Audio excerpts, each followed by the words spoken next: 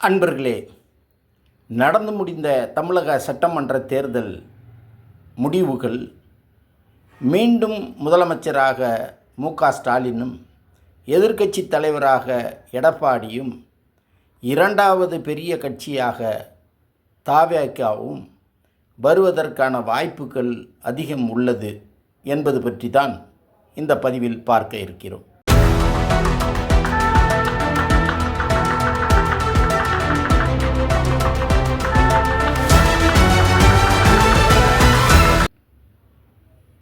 (2026) ஆண்டுக்கான தமிழக சட்டமன்ற தேர்தலுக்கான வாக்குப்பதிவு ஏப்ரல் 23 ஒரே கட்டமாக நடைபெற்று முடிந்துவிட்ட நிலையில் தமிழ்நாட்டின் மொத்தமுள்ள ஏறக்குறைய 5,75,00,000 வாக்காளர்களில் சுமார் 4,81,00,000 வாக்காளர்கள் வாக்களித்துள்ளனர்.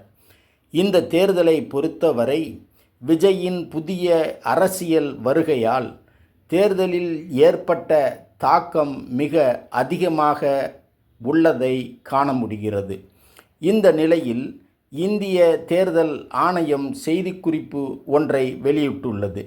அதில் நாடு சுதந்திரம் பெற்ற நாளில் இருந்து இதுவரை இல்லாத அளவில் தமிழகத்தில் அதிகபட்சமாக 85.14% வாக்குப்பதிவு நடந்துள்ளது என கூறுகிறது.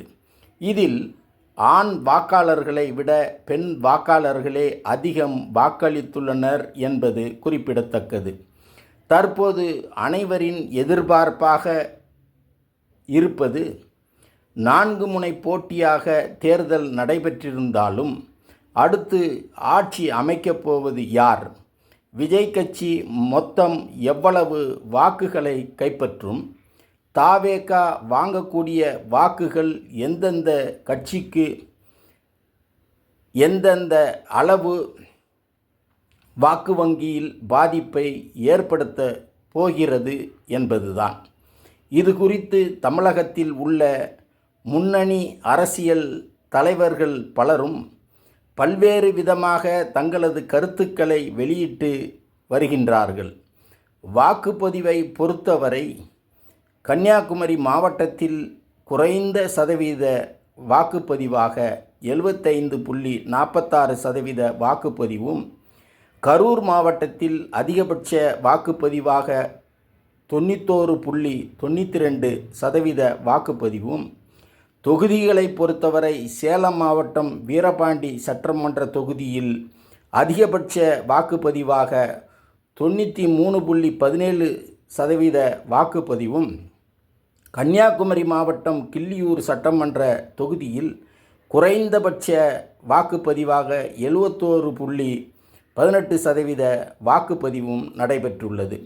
குறிப்பாக வெளியூர்களுக்கு வாக்களிக்க ஆர்வமாக சென்ற பெரும்பாலான வாக்காளர்கள் தங்கள் வாக்குகளை செலுத்த முடியாத நிலையும் ஏற்பட்டுள்ளது. இவ்வாறாக தமிழ்நாட்டு தேர்தல்களம் பல்வேறு திருப்புமுனைகளை கடந்து வந்துள்ள நிலையில் தற்போது அனைவரது கவனமும் வாக்கு எண்ணப்படும் மே 4 நோக்கியுள்ளது.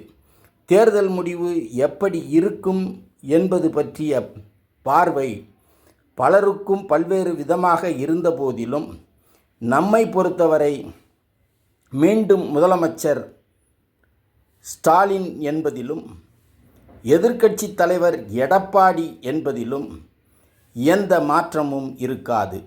ஆனால் தமிழ்நாட்டின் இரண்டாவது பெரிய கட்சியாக விஜயின் த.வே.க உருவெடுக்கும் என்றே தோன்றுகிறது எனும் இச்செய்திகளோடு மீண்டும் ஒரு பதிவில் சந்திப்போம். நன்றி.